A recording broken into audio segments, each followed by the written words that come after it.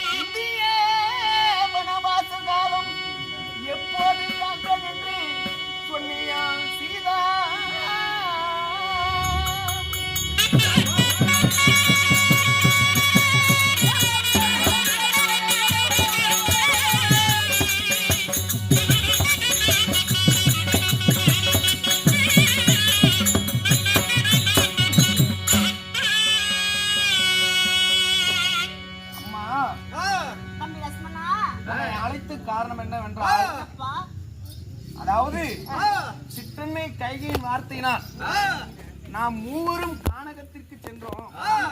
அப்போது அந்த நந்தகாரண்ய வனத்திலே ராமனும் சீதையும் தன்னந்தனிமையில் இருக்கும் போது தாங்கள் கேட்டீர்களாம் அண்ணனிடத்தில், சுவாமி மீண்டும் இந்த வனவாச காலம், இந்த வனத்திலே சஞ்சரிக்கக்கூடிய மிருக ஜாதிகள் இவற்றையெல்லாம் மீண்டும் எப்போது நான் காண்பித்து ரசிக்கப் போகின்றேன் அப்படின்ற ஒரு வார்த்தை அண்ணனிடத்தில் சொல்லியிருக்கிறார். என்றைக்காவது ஒரு நாள் மீண்டும் இந்த வனவாசம் அரண்யமான வனத்திற்கு என்னை அழைத்துக் கொண்டு வாருங்கள் சுவாமி அப்படி என்று அண்ணனிடத்தில் கேட்டீர்களாம். உண்மையா? தம்பி லட்சுமணா, அம்மா நான் 5 மாத கர்ப்பிணியாக இருக்கின்றேன். இது அனைவரும் இந்த அயோத்தி மாநகரத்தில் இருக்கிற அத்தனை பேருக்கு தெரியும். உன் அண்ணனாகிய ராமச்சந்திரர், தேவி சீதா, நீ 5 மாத கர்ப்பிணியாக இருக்கின்றாய். இப்படி கர்ப்பமா இருக்கிற பெண்களுக்கு சில ஆசைகள் இருக்கு. ஆசை நிறைவேற்றக்கூடியது மன்னனின் கடமை. உனக்கு என்ன தேவை சொல்லி, என்ன ஆசை நிறைவேற்ற வேண்டும் என்று கேட்டார். எனக்கு எந்த ஆசை இல்லை சாமி, நான் தண்டகாரி வனத்தை பார்க்கணும், இதுதான் எனக்கு ஆசை, கொண்டு போய் காட்ட முடியுமான்னு கேட்டேன். அந்த நேரம் வரட்டும், நான் அப்புறம் காட்டுறேன்னு சொல்லிட்டாரு. அதை கூட்டிட்டு போகக்கூடிய நேரம் வரும்னு சொன்னாங்க. அது எப்போ வருமோ எனக்கு தெரியல அந்த நேரம். அதனால நான் அரண்மனையில் இருந்தேன். என்ன அழைத்த விஷயம் மட்டும் என்னப்பா? அம்மா, அன்றைய தினத்திலே அண்ணன் ராமச்சந்திரனிடத்தில் சொன்ன வார்த்தையை சொன்ன வார்த்தை இப்போது அண்ணன் ராமன் சொல்லி இருக்கின்றான். இதோ என் மனைவி சீதா பிராட்டி, உன் தாய் 5 மாத கர்ப்பவதியா இருக்கின்றான். கர்ப்பவதியா இருக்கக்கூடிய பெண்கள் எதையும் மீது ஆசை கொண்டால் அதை நிறைவேற்றுவது கணவனுடைய கடமை. அன்றைய தினத்திலே சீதை என்னிடத்தில் அரண்யமான வனத்தை காண்பிக்க வேண்டும் அப்படி என்று சீதையம்மன் கேட்டுக் கொண்டிருக்கின்றார். இதோ நான் நாட்டினுடைய குடிமுறை மக்களை நான் பாதுகாப்பது என்னுடைய கடமை. அதனால் தம்பி, கர்ப்பவதியா இருக்கக்கூடிய என்ற உன்னுடைய அந்நியாகப்பட்ட சீதையை அழைத்து சென்று அரண்யமான வனத்திற்கு காண்பித்து வா, மிருகங்களையும் ஜீவராசிகளையும் ரசிக்கட்டும் என்று சொல்லி இருக்கிறார். உண்மைதான் தம்பி லட்சுமணா. அம்மா லட்சுமணா,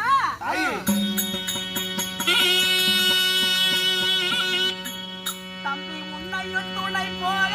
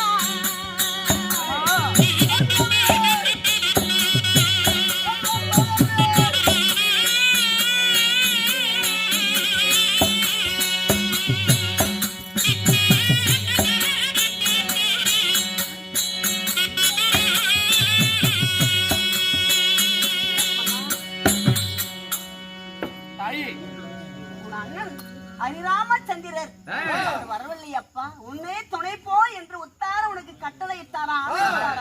உண்மைதான் அம்மா. அண்ணனோ ஒரு நாட்டு காக்கக்கூடிய அரசன். அரசன் இல்லை என்றால் இந்த நாட்டின் குடிமக்களை யார் பாதுகாப்பார்? அரசனுடைய கடமை அல்லவா?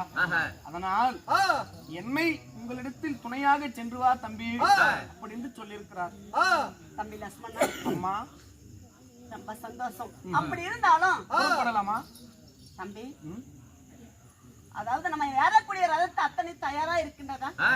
தாயே, சரியான யோசனை. இன்னும் ரதங்களை அலங்கரிப்பது என்னுடைய கடமை. நான் சிறிது நேரத்தில் ரதத்தை அலங்காரம் செய்துவிட்டு உங்களை அழைக்கின்றேன். அத்தனை விதமான ரதத்தையும் சரியாக அலங்காரம் செய்துவிட்டு என் நாளை நான் வருகின்றேன். அதற்கு முன்பதாக நான் எங்க போய் அத்தமார் ஒவ்வொரு இருக்கிறாங்களே, நான் அவங்கள பார்த்துட்டு வரேன். அம்மா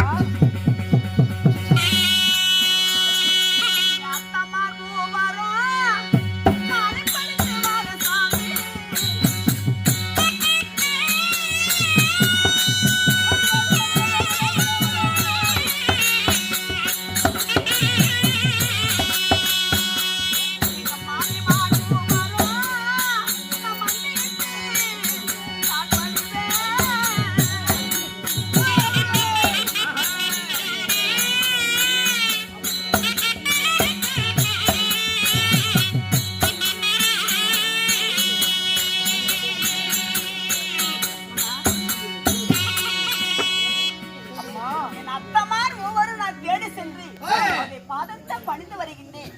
என் மாமிமார் மூவரும் அதை பண்ணி மண்டியிட்டு தாழ் பணிந்து வருகிறேன். நான் வருவதற்கு முன்பதாக இந்த ரதத்தை தயாராக வைத்துக் கொள். ஆகட்டும் தாய், சென்று வருகிறேன்.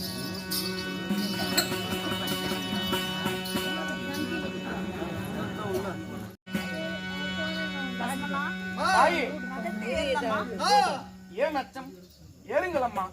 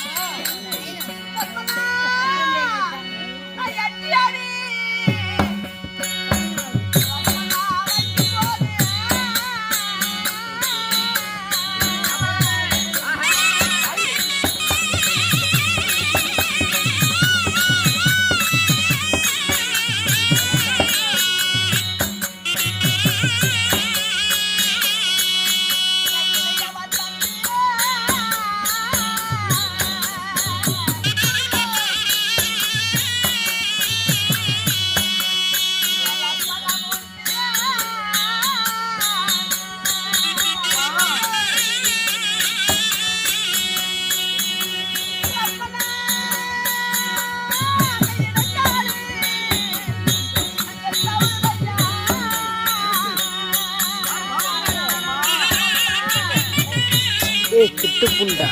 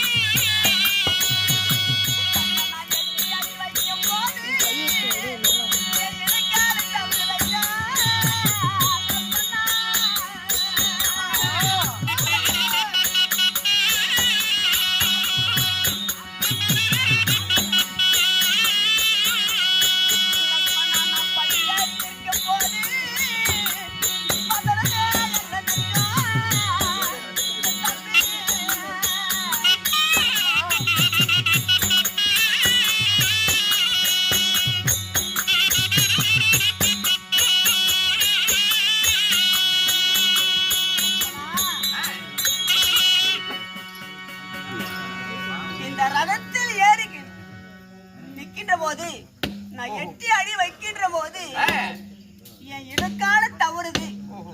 இந்த படியே நிற்கின்ற போது என் பாதமெல்லாம் நடுங்கின்றது. அம்மா இது பணத்துக்கு போக வேண்டுமான்னு எனக்கு தோணல. இது ஆகாத சகனம் போல் தெரியுது லட்சுமணா. ஏண்டப்பா இன்னொரு நாளைக்கு கூட நாம் போகலாம் இல்லையா? அம்மா கண்ணே ஆகாத சகனமா? என்ன ஆச்சரியம்! அண்ணன் சொல் கேட்டு சீதையை கானகத்திற்கு விடலாம் என்று அந்நியாகப்பட்டவள் ரதத்தின் மீது ஏறும்போது கால் தவறுகிறது. இறைவா அம்மா லட்சுமணா தாங்களும் ரதத்தில் ஏறி வெகு காலம் ஆகிவிட்டது. ரதத்தில் ஏறி அந்த வனத்தை காண்பதற்கு மிகவும் ஆவலாக இருந்திருப்பீர்கள் அல்லவா? அதன் கவனக்குறைவினால் ரதத்தில் படியில் கால்வதை தவறி வைத்து விட்டீர்கள். இது சயனம் அல்லம்மா. என் பின்னே ஏறுங்கள். நான் இருக்கும்போது உங்களுக்கு என்ன குறை? ஏறுங்கள் ரதத்தை.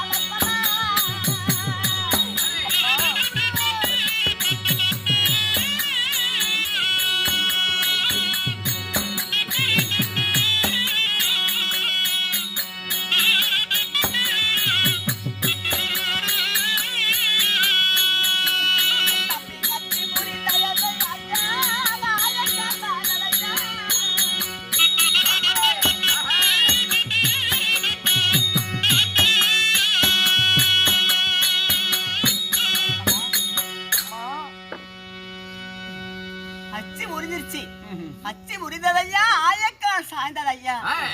கண்ணே அம்மா போக வேண்டாம் கண்ணே. தாயே அச்சு முறிந்தது விட்டது. அச்சு முறிந்தால் ரதம் எப்படி ஓடும்?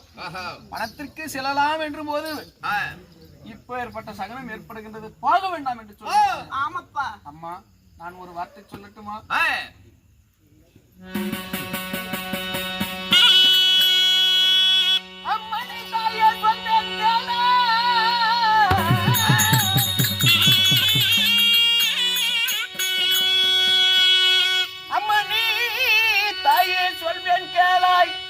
அச்சு மூறிந்தது என்று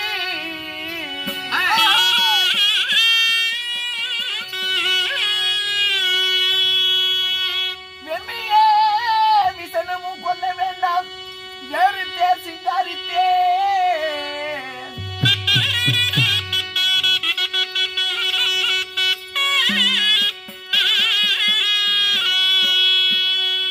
பண்ணியே ரதத்தை பூட்டி புறவியை பிசகாமல்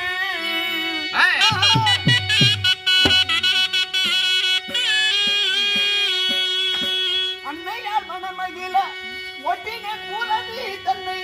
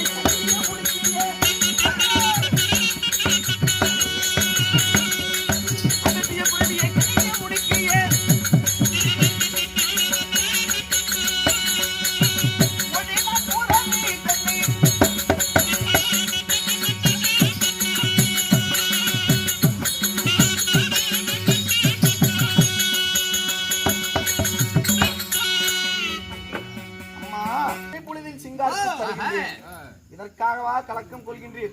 அம்மா அண்ணன் ராமச்சந்திரன் நமக்கு துணையாக இருப்பார். அண்ணன் ராமன் துணை இருக்கும் போது நீ ஏன் அச்சு முறிந்ததற்கு என்று மனம் கலங்கி நிற்கின்றாய்? என் வார்த்தையை கேளுங்கள். இதோ இமைப்பொழுதில் வேறு சிங்காரிக்கிறேன். அந்த ரதத்திலே அமருங்கள், பிறகு பேசிக் கொள்ளலாம். போகலாம்.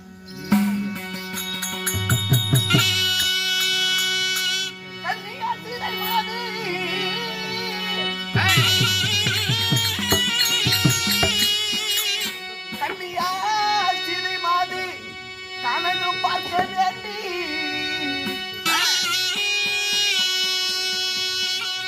முத்தமையா செய்தாலும் ரதத்திலே விட்டிருக்கும் போது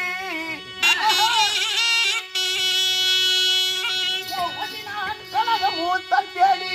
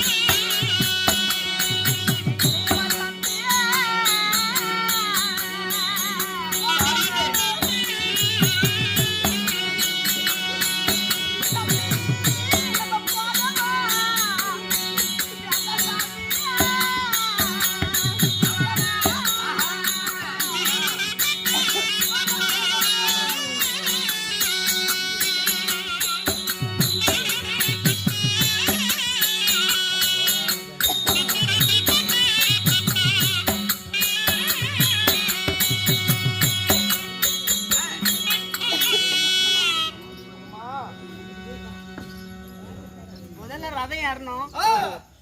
என் காலெல்லாம் பதற்றமாக இருந்தது. அச்சு முறிந்தது, ஆயக்கால் சாய்ந்தது. அதெல்லாம் மீறிட்டு வந்தோம். பூனை குறுக்க போகுது. பொல்லாத சகனம், ஆகாத சகனம் ஆகுது முன்னால, பொல்லாத சகனம் போகுது முன்னால. வேண்டாம் தம்பி லட்சுமணன், என் பேசி கேளுப்பா. முன்னே கால் தவறியது, பிறகு ரதத்தின் அச்சு முறிந்து விட்டது. இது ஆகாத சகனம். ஐயே, தாங்கள் அரண்யமான வனத்திற்கு செல்கிறோம் என்ற ஆசையினால் எம்பெருமான் விநாயகப் பெருமானுக்கு செய்ய வேண்டிய பூஜையை நான் செய்யாமல் எடுத்ததுதான் காரணம். அது சயனம் அல்ல. இப்போது பூனை சயனம்